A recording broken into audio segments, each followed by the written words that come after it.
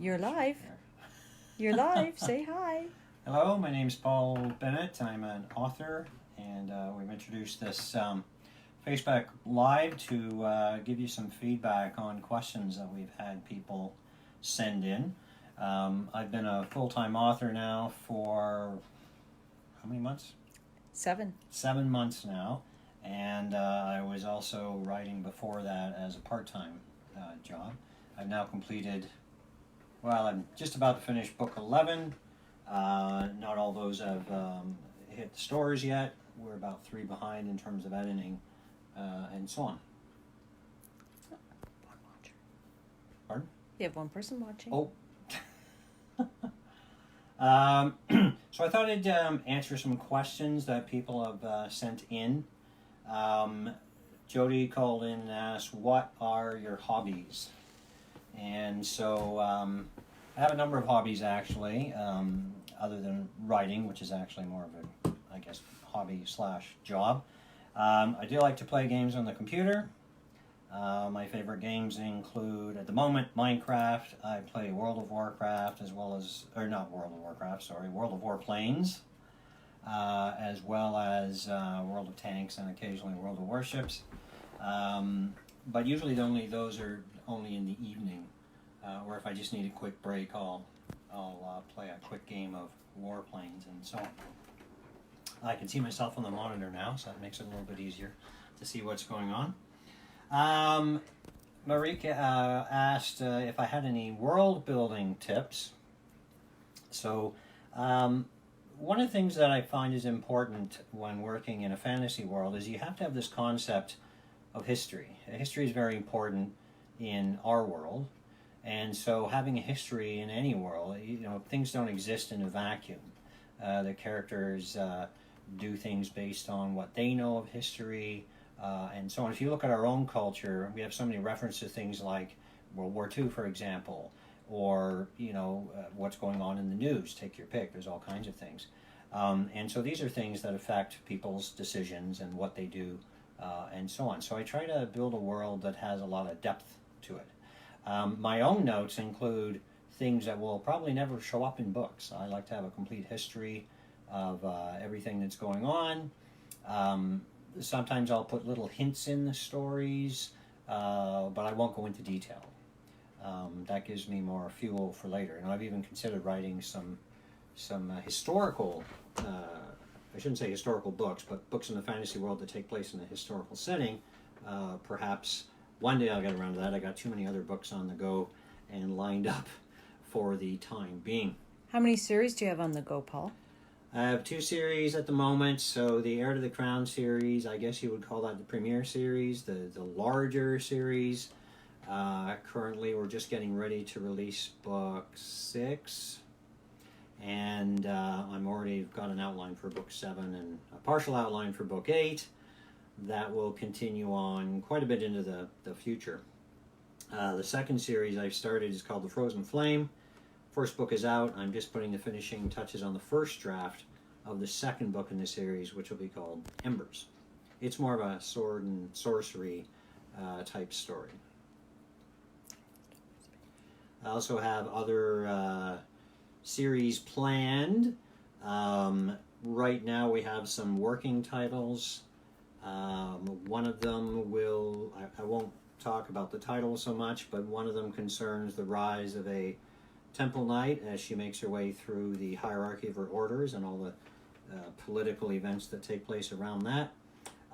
Parallel to that, there's another story about a noble-born son who he climbs to power basically through events, some of which he controls and some of which he doesn't, and those two will be linked together. So each second book will be about the male protagonist, and each odd-numbered book, if you like, will be about the female protagonist. And yet there will be links between them, including the prequel, which actually will include both of them. I also have another concept I've been playing with, introducing another character who actually shows up in Ashes, Brother Cyric. I quite like the character. He's a member of the clergy in something called the Church of the Saints, and I have a series of short stories that I'm going to be talking about there, and that will eventually be, I may release them individually, but the plan is to eventually publish them together in a collection of short stories, which I'll refer to as the Chronicles of Cyric.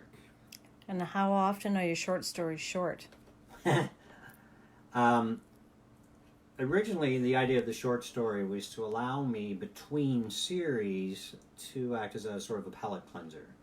But my short stories keep getting longer and longer. The first collection of short stories I wrote was Tales of the Past, Mercerian Tales, and I really enjoyed writing it. I didn't actually write it necessarily with the intention of publishing it, but I wanted to flesh out the characters' backgrounds.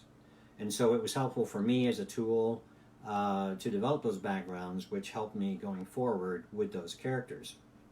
Just going to interrupt. I have a quick question from Anthony. Wants to know, do you have box sets and any audiobooks? So we have one box set currently, not physical box set, of course, a virtual box set. And that consists of book 1, 2, and 2.5 of the Heir to the Crown series.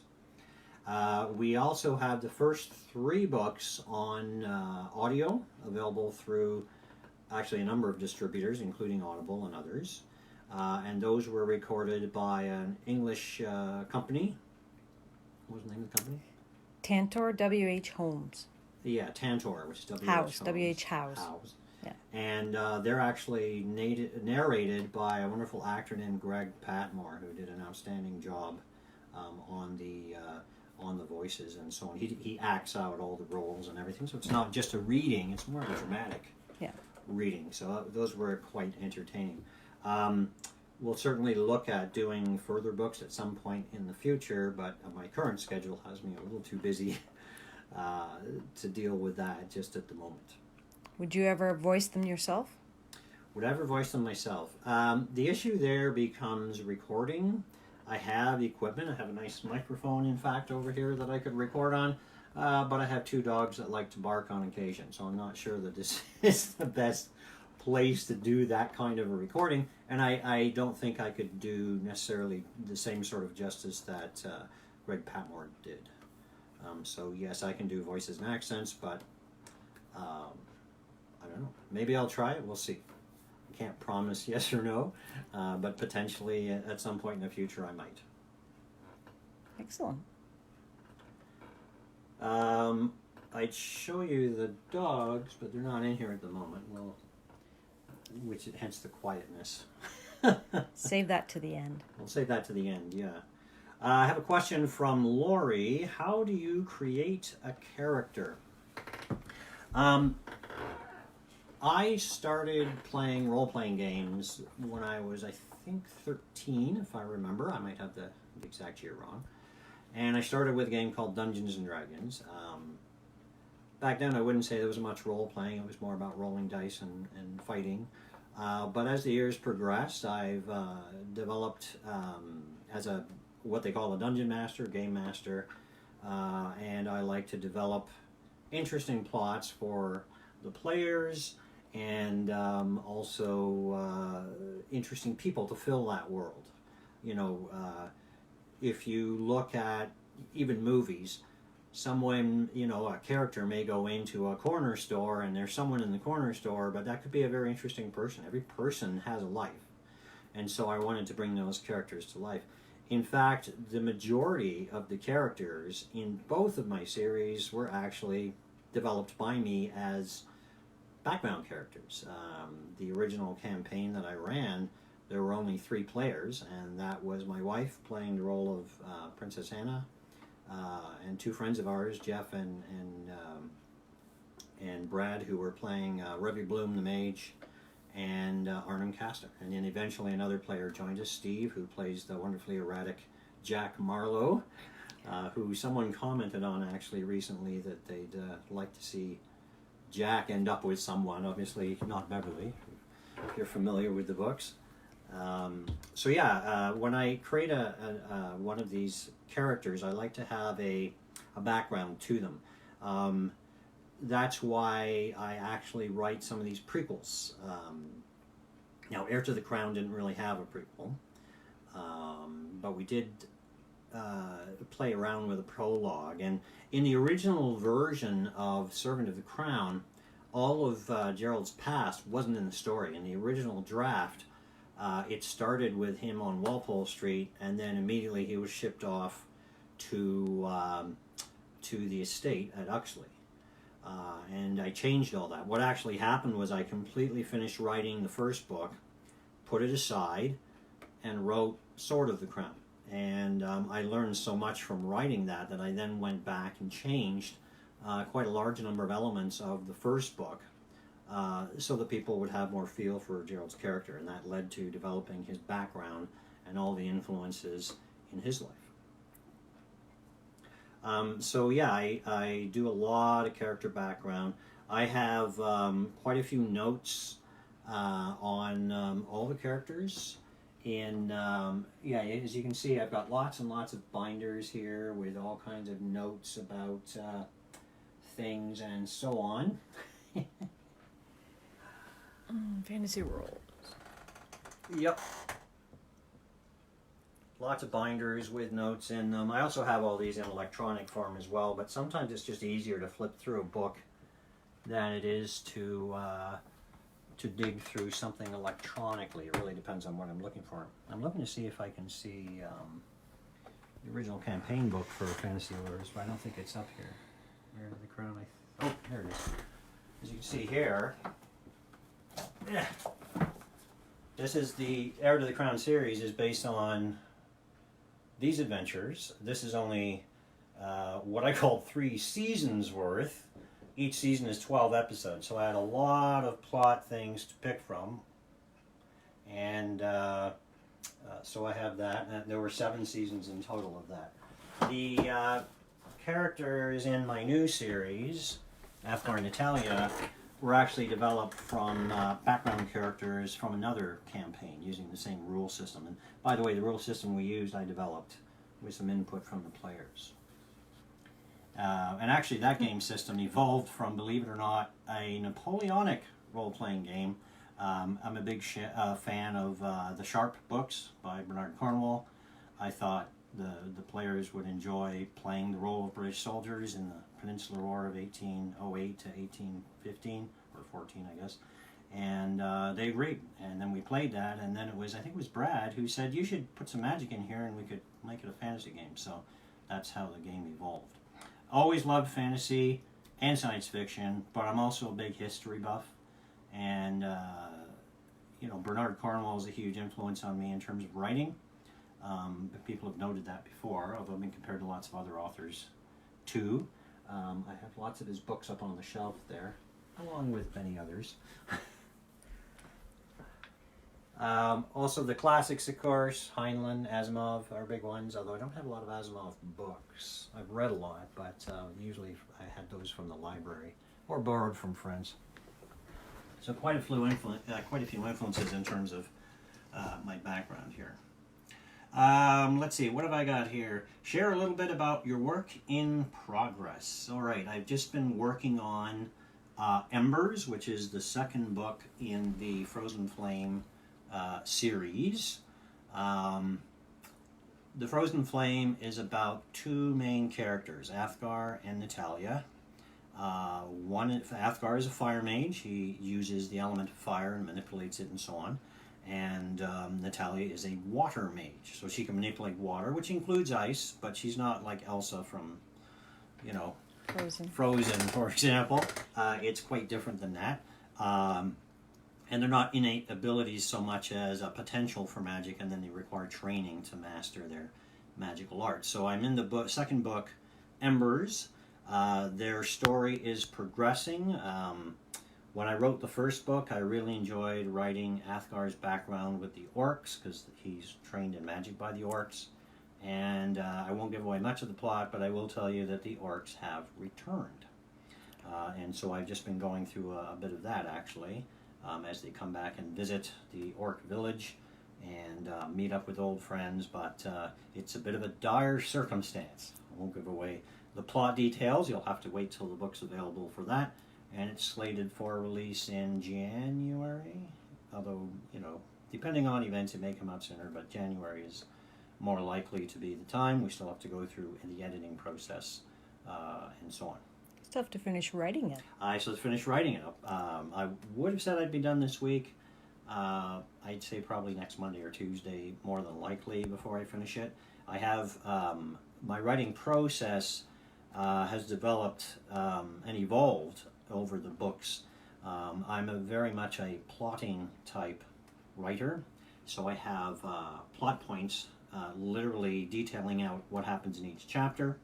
As I'm writing the book, I will modify those outlines, and so, for example, in this current book, I came up with something else interesting that I thought added even more to the story, and so I had to tweak the outline a bit today and add in some extra scenes. I still have to write those scenes. I have them in point form, but I already know what's going to occur. And I like to, I'm sort of writing in the classic style in a sense, because I like to build up to the climax of the story, and then at the end you have that little sort of, what they call the denouement, after the action, a little set piece, and then I always like to throw in a little teaser, an epilogue, that carries you on to potentially the next story in the series, or something that just hints at something else that may be going on. So some people don't like getting an epilogue, but it is a series after all, right? If you're invested in the series, you kind of would like to get an idea of what's coming. Interestingly enough, in the first book we had a prologue. Well, a lot of people said they don't read prologues, which surprised me. So we don't do prologues anymore. We do generally put a teaser in the front of the book. I think we call it "And So It Begins." Hopefully that's enough to sort of pique people's interest. We like to pick an interesting scene that people would enjoy seeing. Do you want to read the "And So It Begins"? Yeah, so I'll read this is from Servant of the Crown, my first book. This one took me about a year to write. How long do you write a book now? How long does it take you? Now I average about, on a good week, I'll average 5,000 words a day. Over 5 days, that's 25,000. Usually it's more about closer to 20,000. And then it's about 5 to 6 weeks, and I'll have the book done. And how do you cleanse your palate during the day when you want to take a break, Paul? Play computer games. Watch TV. I like to watch historical documentaries, among other things. So those are always an inspiration. Just checking my list of questions here. Do we have any more questions from No. chatting here? Okay. I've written them down. So I'll read a scene here. I have to just switch over to my reading glasses. I'm wearing my computer glasses right now. They're set up for the depth of the monitors here. So I'll fire these up. The joys of getting older. Yes, but it makes it so much easier when you can focus on the words. So this is the prologue for Servant of the Crown. The sun was hot, and for what felt like the 10th time that morning, he removed his helmet to wipe the sweat from his brow, absently flinging the moisture from his hand. He cursed the heat yet again, and as the stink of the slums curled around his nostrils, causing him to gag. Even as he stood, someone emptied a chamber bucket from a second-story window, the contents splattering the ground. The waiting was agonizing, particularly with his old leg wound throbbing painfully. The men stood with their backs to him, waiting for the mob to appear, while beside him the captain, Lord Walters, sat upon his steed, surveying the street, as if it held some hidden secret. The line of men stretched across the road from the tavern on the right to the general goods store on the left. The shopkeepers had already barricaded their doors by the time the troops had taken up their station, fearful of the coming bloodshed. It had been a harsh winter, and the last harvest had been one of the worst in years. The city was starving, and the poorer sections of town had risen up in protest. This morning, word had come from the palace ordering the troops to prevent any rioting from making its way into the more prosperous areas of the capital, Winchester. The soldiers stood with weapons drawn, relaxed but alert. Sergeant Matheson wiped the sweat from his forehead again. It was far too hot. Tempers would flare. There would be trouble. He could feel it in his bones. The captain, tired of watching the street, looked down at his sergeant. "Sergeant Matheson," he yelled in an overly loud voice. The sergeant looked up at the Lord and noticed he was nervous. The man's eyes shifted back and forth. He was trying to sound confident, but the cracked voice betrayed his fear. "Have the soldiers moved closer together." Gerald Matheson had been a soldier almost his entire life. For more than 20 years he had served his country, mostly in the northern wars. Now he was here, on the street, being told by an untried officer how to conduct his men. "Yes, my lord," he replied back. He knew there was no use in arguing, so he gave the command and the soldiers moved together. After carrying out the maneuver, they did not entirely cover the width of the street, leaving their flanks exposed. Gerald had thought of forming a single line, but a shield wall needed men in the second rank to help support it. Here he was with only 20 men, stretched across a road in the sparse double line. A company was 50 soldiers on paper, but the realities were far different here in the capital. With the crown holding the purse strings, most were lucky to have 30 men. On top of that, with sick and wounded, his company could barely scrape together 20 at one time. He looked up at the officer and knew that Lord Walters failed to grasp the danger of their situation. He glanced over at the far end of the line and immediately realized it was sloppy. He cursed under his breath. Now he would have to walk over there to see to it himself. He wondered if he should take his numb leaf, but decided against it. Better to be in discomfort and alert than to have his senses dulled. With the first step forward, his leg threatened to buckle as the unwelcome but familiar shooting pain returned. He stopped to catch his breath as he examined the line, trying to hide his weakness. His hand instinctively sought out his belt pouch, and he withdrew a small, pale green leaf. The line was still facing forward. No one was watching him. He looked at the small leaf in his hand and was overcome with guilt, knowing that each one cost him dearly. The bulk of his pay funded the relief he now sought. He was tempted to put it away, but he knew he would welcome the relief the leaf would bring. He popped it into his mouth, looking around conspiratorially, lest anyone see his actions. He quickly chewed the leaf, and as soon as the skin was broken, he felt the effects. The slightly minty taste enveloped his mouth, and then the blessed numbness soaked into his limbs. His leg no longer pained him, but he knew his senses were dulled. He cursed the Norland blade that had wreaked so much damage. Looking back toward the line, he saw that Henderson was still out of place, and he began moving again, hobbling down the line to stand behind the man. "Henderson," he said, "move forward. You're in a battle line, not a brothel." The man moved forward, and the sergeant stared at him a moment. "Where's your helmet, man?" he yelled. Henderson looked back at him and blushed. "Left it in the brothel, Sergeant." The soldiers around him laughed at the joke. The man had likely sold it for some coins to buy drink, but now the mistake could very well cost him his life. The laughter died down. They were good men, but inexperienced in combat, and he wondered, not for the first time today, if they would do their duty. He knew they were nervous. He must keep them occupied so they wouldn't focus on their fears. In an undertone he uttered, "All right, lads, when you see the mob, I want you to spread out to your left. Never mind what his lordship says." The muttered response indicated they understood. He casually strolled over to the other end of the line and repeated the same command. Confident that everything was taken care of, he marched back to the captain and stood beside him. The officer's horse, already skittish, shied away from him while the rider tried to maintain control over his mount. "It's a cursed hot day out here, Sergeant," his lordship exclaimed, trying to sound calm. "Yes, my lord," he answered. The officer was nervous. He was trying too hard to appear nonchalant. For a captain who barely spoke to his social inferiors, he was positively chatty. Gerald had stood with officers behind the line before. Lord Fitzwilliam of Baden had an easy-going attitude toward his men. His capacity to entrust his sergeants to carry out orders had inspired their loyalty, but that was the frontier. Here, in the cesspit of the kingdom, the quality of officers was limited to those who spent most of their time socializing with the elite rather than training. He stood still and waited as the sun grew hotter. Noon was approaching, and his right leg began to ache again. Had the numb leaf worn off already? Each time he sought relief with the remedy, it was less effective, and now he could barely get a morning out of a single leaf. He hobbled back and forth behind the men to try to hide his unease, knowing the pain would return shortly. He had reached the end of the line and turned, beginning to retrace his steps when he heard a noise in the distance. He stopped to listen, a dull roar echoing through the streets. "Shields!" he yelled as he made his way back to the captain. "They're approaching, my lord." "Steady, men!" the officer yelled, rather unnecessarily. The soldiers stood at the ready, shields to the front, swords held up, braced to receive the enemy. Gerald would have hoped to form a proper shield wall with their shields interlocked, but the men here had no such training. 2 blocks down, a swarm of people rounded the corner. They strode confidently, brandishing clubs, daggers, and even broken bottles. There were old men, young men, women, even children in the crowd, yelling and screaming. When they saw the soldiers lined up across the street, it was as if a tidal wave was released. The mob surged forward, increasing their speed. He saw the soldiers begin to shift. "Hold your positions," he yelled. The last thing he needed was the soldiers to break and run. He drew his sword and walked behind the line, peering over his men's shoulders to see the oncoming mass of humanity. It was the job of the sergeant to make sure soldiers didn't run from battle. In the north, he was confident that every man would do his duty, but here there was not the same level of dedication. "Wilkins, lift up that sword," Gerald yelled. "Smith, plant your feet properly or you'll be knocked down."